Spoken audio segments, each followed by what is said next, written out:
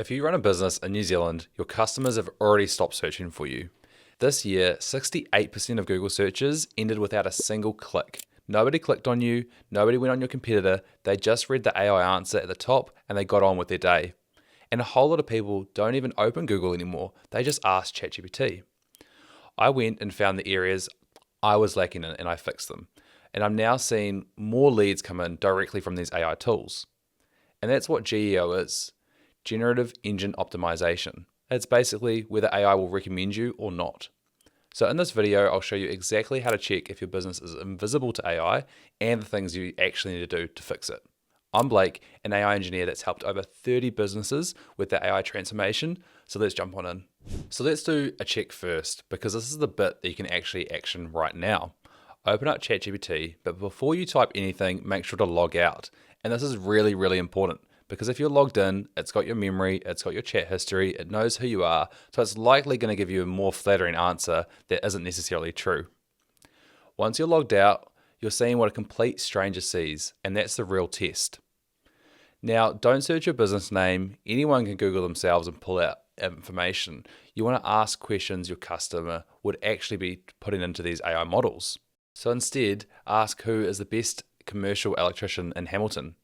Who should I use for accounting as a small business in Christchurch? The real buying questions.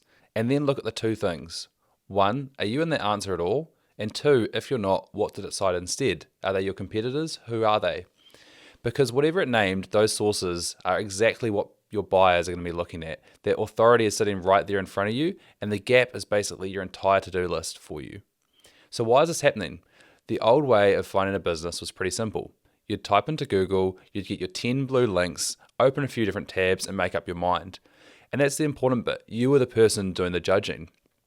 Instead, now we're moving more towards this AI era. When you go into Google, you get an AI overview where all of that information is already summarized for you. You don't have that decision making. As I mentioned, 68% of searches are now clickless.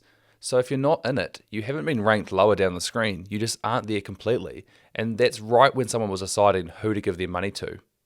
Now the first thing that everyone assumes is that their website must be broken, and that's originally what I assumed too. So I went and checked mine, and most of it was actually pretty fine. It was well structured, it was fast, the markup behind the scenes was all there. And that's where the moment a lot of people go, SEO is completely dead. But it's really not. AI is reading the same web that has always been there, so the fundamentals still count. If a machine can't read your site, it definitely can't cite it in a response. But what's actually happening is that there's a new layer on top, which is your GEO. It's not a replacement for SEO. You still need both. The difference is simple. SEO gets you ranked, GEO gets you recommended.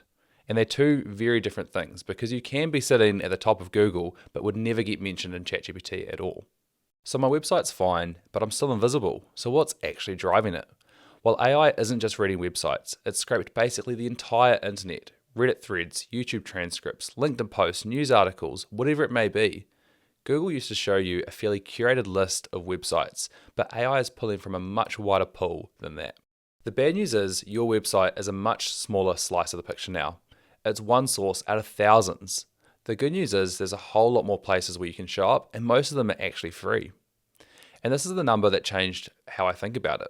Around 89% of AI citations come from earned or third-party media, not your own pages, other people's, which actually makes sense when the model side. Your website is just saying that you're good, and every business on earth says their own business is good, so it discounts that really heavily. It's actually looking for other people saying that you're good. Now, the free check tells you if you're invisible or not, but it doesn't really tell you why. So the tool I use is called Horoscope. What it does is measure how AI is mentioning, citing, and recommending you across ChatGPT, Gemini, Perplexity, and Claude. It scores you, it shows exactly what your competitors are doing and what they aren't, and it shows you exactly which sources are getting cited to give you a prioritized list of what to go and fix. And that's the list exactly what I worked on and went through. It doesn't do the fixing for you, but what it does is stop you guessing. And you can run this over time so you can see as the changes you're making are actually improving it. And for most businesses, that's the real problem. They've got no idea whether they're invisible or not, where they could be missing out on huge amounts of money. So if 89% of this is happening on other people's platforms, that's where the work actually is. Reddit is the big one, and it's the one most people don't actually want to hear.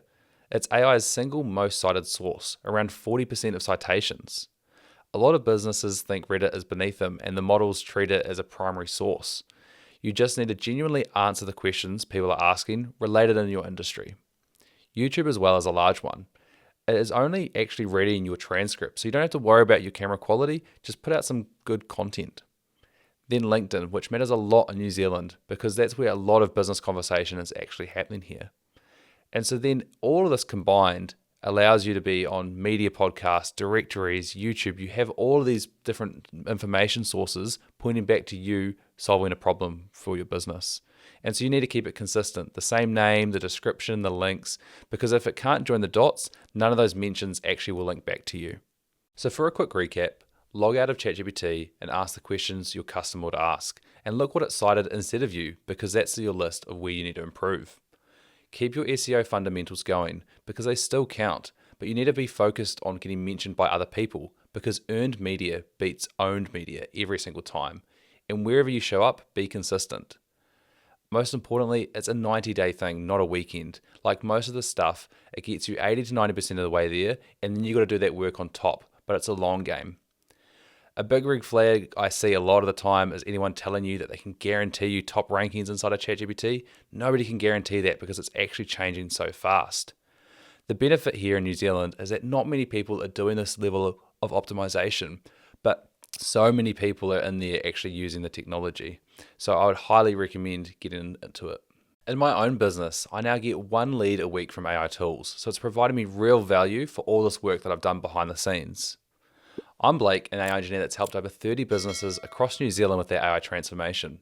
So if you're unsure whether AI can fit in your business or where to start, just reach out for a free chat from the link in the description below. Cheers. See you around.